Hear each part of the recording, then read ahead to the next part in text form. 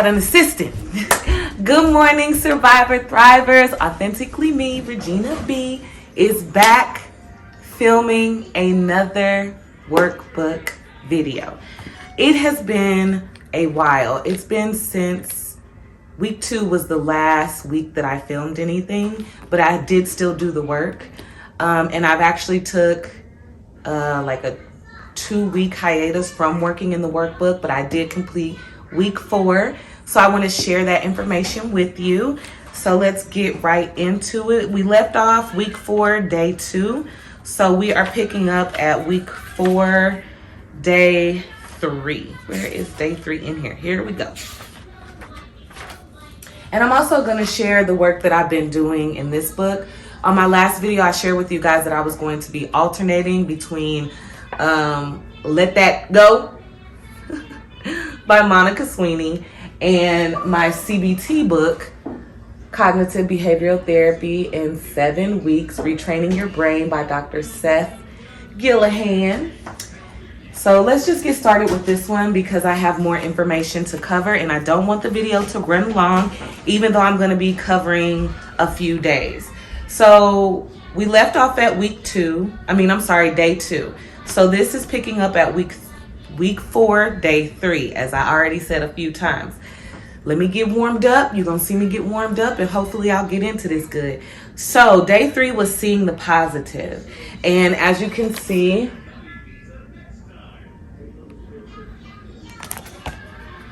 that is week 3, seeing the positive. So I'm just going to try to read this really quickly. But Alex had just told me, as you guys know, if you're new to the channel, welcome. Thank you so much for stopping by. He will start with a therapy session with one of his clients, and then he'll get into seeing the positive. So Alex is one of his clients. And if you haven't checked out any of the other videos, go ahead and check out week 4, day 2, so you'll know where we're at. But if not, hopefully I'll be able to get you caught up and everything like that. But Alex had just told me about a time she was feeling horrible about herself. She and Simon had decided he would take the girls to a birthday party for one of Libby's classmates so Alex could get together with a friend. She felt guilty about not going to the party and started recalling every other time she'd missed kids' events. Funny. Just a few days ago, my friend and I were running and we were talking about that. She has an aunt that's a new mother, and her aunt was feeling bad, and it's her first child, but she was feeling bad because her partner took the baby somewhere and she just didn't feel like going. And that mom guilt is for real. But I've come to a point after 4 kids, and if you're a new mom or new dad after 4 kids, let me just tell you, it's okay if you say, hey, I really just want some alone time. I don't want to go to the birthday party. It is okay. It's okay. Okay? You're not a bad parent. We began to examine her thought. I do nothing for my kids. I asked her to describe where she was when she had this thought and what was happening. She said, I had told Libby that Simon would be taking her to the party and I couldn't tell if she was okay with it or not. Later in the evening, I was lying in Libby's bed, scratching her arm like she likes me to do to help her fall asleep. I kept adding to a mental list of ways I'd let my kids down. I asked her, where did you say you were when you had this thought? She started to tell me again, and then she stopped herself. Oh, I get it. That was a therapist question. Oh, wait, she said, oh, I get it. That was a therapist question. She gave a half smile. I suppose that's ironic, my thinking I do nothing while in the middle of trying to take care of Libby. We talked for a while about the mind's ability to see what it wants to and ignore the rest, even when it's right in front of us. As we search for evidence for and against our thoughts, we need to be open as possible to all available information. If our thoughts are biased in a negative direction, we are already overlooking some relevant information. If we're not careful, we can allow this bias to dominate our efforts to break negative thought patterns, which defeats the purpose. Yes. Return to the example you were working on before. As you test the accuracy of your thinking, take care to consider whether you might be ignoring information that would support more positive thoughts. Challenging our thoughts is not about lying to ourselves or denying our imperfections. We're smart enough to see through it if we try to trick ourselves. A big part of this practice is to grow toward accepting our imperfections and not hating ourselves for being fully human. Let's take a look at our tendency at times to see things as worse than they are. This is so true. And in doing this work, I have become more aware that I need to work on self-acceptance. And I even said it in a prayer. I'm like, if God, you love me the way that I am, why don't I love me the way that I am? You know, God sees the whole picture. He sees the mind. He sees the heart. He sees the intention. He sees the past. He sees the present. He sees the future. And he says, I love you. And I gave my son for you where you are right now. And once I had that prayer, that moment in meditation where I was praying, I'm like, Lord, help me to accept myself. You know, I told you guys that I found myself a therapist, and I do enjoy her. And she was like, well, you was trying to do this work all by yourself? And I made it to week 4 by myself. But it was like, don't try to fix on yourself so much to where you break yourself. And so I really want to work on just accepting myself as I am. Even in putting on this outfit, I had to check with my husband, like, well, how do I look? Because I am going to the gym, and it's going to be warmer out, and I sweat a lot. And so I'm covered. Like, I'm not one of those people that can just work out in a sports bra. But, you know, what I have on is still challenging for me. You know, when I look in the mirror, the things that I see what I don't like. You know, and we all need to work on things, seeing ourselves and seeing the things that we do like, and accepting ourselves, fully human. Our imperfections and our perfections make us a whole person. Gina, that just came to my mind. So let's see, for day 3,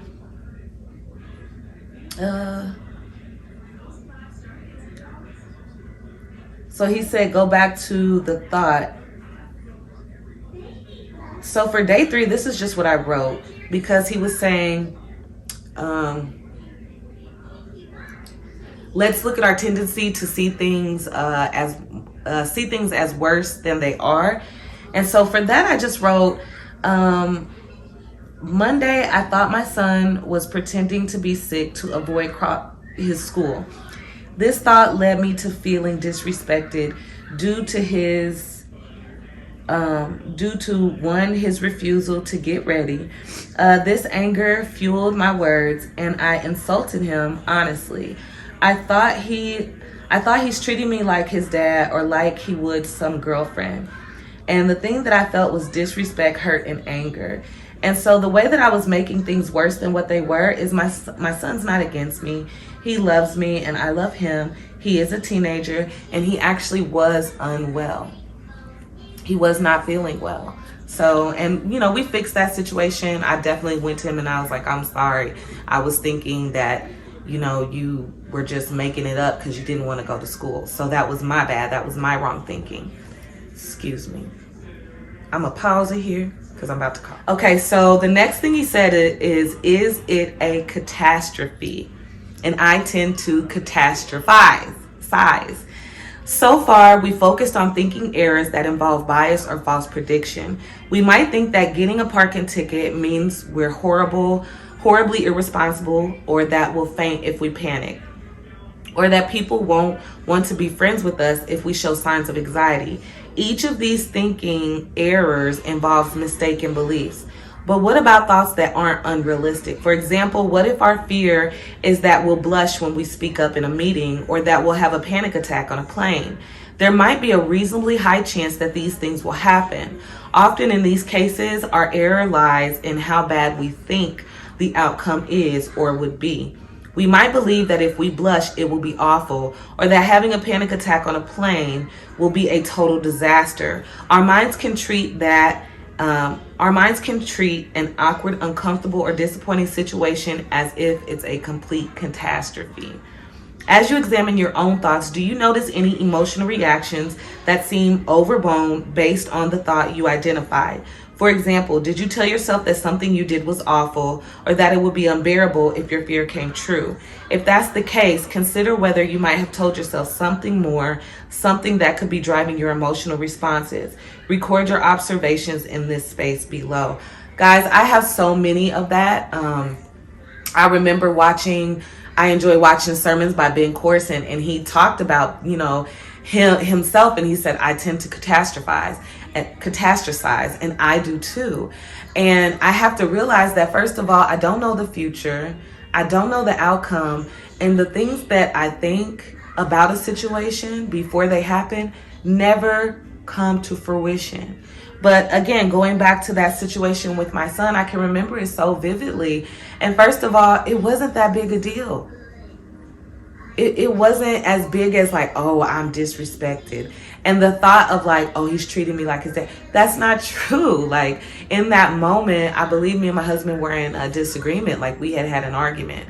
And so I was seeing everything through that lens, and I wasn't able to see clearly in the moment that, hey, no, your son is sick. He's not pretending. He's not brushing you off. He's not, intentionally not getting out of bed to be defiant, but he's just not feeling well, and you're not hearing him and you're not seeing it. And so then when it says, do your observation, and I thought, okay, I felt disrespect, I felt anger, but then it was like, but my son's not against me. He's not doing anything intentionally. And he was, in fact, unwell, and I was not seeing things clearly. I was blowing it out of proportion. I was catastrophizing it. The biggest thing for me is like being disrespected. And so it's just like, but it wasn't even that, And I went back and I corrected myself. Like I said, I have no problem with being like, hey, I was wrong. I apologize for that. I hope you get well. And then the rest of the day, I was just making sure that he got better. And what day was this? Day 3 was November 10th. Okay, so day 4 was, what would you tell someone you love? Man, could we speak to ourselves a little bit more lovingly? I'm very hard on myself, I realized. Very hard on myself. As we continue to examine Alex's upsetting thoughts, she described an episode in which her 4-year-old refused to get dressed in the morning. Those children. I'd had a terrible night's sleep, and I had to be at work on time for a meeting with all the new MBA students. Libby said she couldn't get dressed because Bunny, her favorite stuffed animal, was sleeping in her room, and she didn't want to wake her up. I got so frustrated with her that finally I got down on her eye level and said, put your dress on now or Bunny goes in the trash. Even as I said it, I thought to myself, you're a terrible mother. What does that, who does that to her kid? You see, and it's amazing, I'm not a person that believes in coincidences. And I love how God is working with me as well. Like, even though that situation in the moment was bad with my son, and I felt that way even as I was fussing at him, the next day, which was day 4, was a similar situation. And so I was really able to use that situation in this particular day with this day's work. And she said, you're a terrible mother. Like, I did feel that way once I realized that I had blown it out of proportion. I was like, dang, I'm up. So I asked Alex what she would say to someone she loved if he or she told her they'd done something similar. She smiled and said, it's funny, that actually came up over the weekend. I was running with Laura, and I told her how upset I was at myself for losing patience and threatening to get rid of Bunny. That's nothing, she told me. You'd be shocked to hear some of the things that come out of my mouth when the kids are really aggravating me. She told me some of them, and to be honest, I was kind of shocked. I mean, it wasn't anything abusive, but I would feel terrible if I said those things. And with my running buddy, there's been so many times where she's like, girl, I did all the time. And I'll be like, but I feel so bad. So that must have really challenged your feelings about Laura, huh? I asked her. How do you mean? Alex replied. Well, based on how you felt toward yourself for doing something more mild, Laura must be a terrible mother. Alex frowned. No, she's actually a great mom. She loves her kids. She just juggles a lot, raising kids and working full time. And sometimes they get on her nerves and she says things she regrets. You'll have to pardon the comparison, but it sounds a lot like you're describing yourself. I know what you're getting at, Alex said, and I can see how everything I said could apply to me. It just feels different. I mean, I could never say to her the things I say to myself. I love Laura. I asked her, what would you say to Alex if you loved her? Come on, guys. Come on, Regina B. What would you say to yourself? Okay. Alex thought about this question during the week. When she came back, she said she'd been practicing talking to herself like I'm someone I care about. She said at times she even felt a sense of caring for herself and also being cared for. It feels weird to say this, she said, but I'm starting to think it's not my job to run myself into the ground. Yes. It's not even my job to judge myself. Like, the Bible tells us, judge not, lest ye be judged. You know, that means don't judge others in the same measure that you use to judge another is the way our Father who sees what's done in secret will judge you. So if he tells us not to even judge others, we're not to judge ourselves. We're not to judge ourselves. And we're not to run ourselves into the ground. And I feel like recently that's what I was doing by looking at all the wrong things I do. Like, okay, so I asked her what kind of thoughts she'd been working on, especially in situations that would trigger her self-loathing thoughts. I tell myself, you made a mistake and that's okay. The other day I lost patience with my kid on a drive to school and I heard that familiar critical voice saying, why couldn't you have held on for just a few minutes longer? Now you've ruined everyone's day. And I answered the voice, I need to work on this. I'm gonna practice this throughout the rest of my day. And I answered the voice. I said, because this morning, as much as I wanted to, I just couldn't. And maybe the day's not ruined. Not yet. I actually smiled. I know I'm not a perfect mother, and I can live with that. I'm also not a disaster. Go ahead. Most of the time, the thinking errors we make apply only to ourselves. For reasons that aren't entirely clear, we're almost always harder on ourselves than we are on others. We rarely would make the same interpretation in the same event if the same event happened to someone else. For many of us, practicing a gentler way of talking to ourselves will feel strange at first. It did. And I feel like it felt so strange that I stopped doing it. And that's why I'm like, oh, I'm glad I'm doing this today to remind myself, be a little bit kinder to yourself. And so then it says, for many of us, practicing a gentler way of talking to ourselves will feel strange at first. We may have gotten so accustomed to being harsh with ourselves that we believe we deserve to be talked to that way.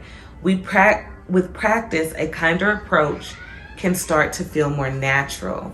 So I think I started practicing it, and because it didn't feel natural, I just went back into that old way of being hypercritical of myself. And most of the time, guys, especially moms and dads out there, we can still be on something. Like the morning, I snapped at my kid and now the whole day's ruined. And you go and you check on your child and they're fine. They're doing something else. They're playing with their Barbies, or they're watching some kind of Snapchat video, or they move on. And even with that situation with my son, when I went to him and I was like, I confessed I was wrong for that, this and that. He was like, oh, it's cool. You know, you come up with this huge apology and he's like, it's all right. And I'm just like, okay, so that's it. But yeah, just in your thinking, I'm thinking like, dang, I'm such a bad person. Like, what's wrong with me? Like, what's wrong with you? Ugh. So yeah, so day 4, now we get to the activity for day 4. Get through this. Now choose another event that you recorded over the past week and use the challenging your thoughts form below to examine your thought or thoughts. Okay. And I did this on the worksheet as well. Here it goes. And this actually made me feel anxiety, but it also made me feel bad that I felt anxiety about the situation. So that's why I chose this. So, I'm really an overthinker. I can think a situation into a panic. And looking back even at this, it's like, girl, it was not a big deal. So the event was, I received an email from that lady from Josiah's school. The thought, this was sent on purpose to disrupt my peace. She saw me picking up Josiah today, happy, singing in the car. I don't know where this lady's office is. But that was what I thought. Because, I was waiting for him to get out and I was all happy. And he got a purple sheet, so they're trying to sabotage us in some way. And that means that he's getting good at where he's at. And so the emotion I felt was anxiety, irritation, anger, and I felt bad that I felt that way. And so the evidence for my thought, she sent a personal format in the email. It was very personal, not a generic format, like to all the parents involved in this situation. And so Josiah did get a purple sheet, which moves him closer to getting back to where he was, because he had a situation with a group of boys. And so now we're having to work to get him back good disciplinary wise without telling all my baby business. So the evidence against the thought was the email could have been already planned to go out. She needed my or Phil's permission. She is doing her job. I don't trust her, so my perception of her is negative. We are not being singled out. We are not being singled out. And so then the next thing it says is, this is the next sheet. And it just says, remember to consider the following points in your examination of the evidence. Am I ignoring any evidence that could contradict my thoughts? How likely is it that I'm seeing it as worse than it really is? Very likely. What would I say to someone I care about if they have this thought? I understand when you don't like someone and you don't trust them, but it's probably not intentionally like sabotage or disrupt your peace.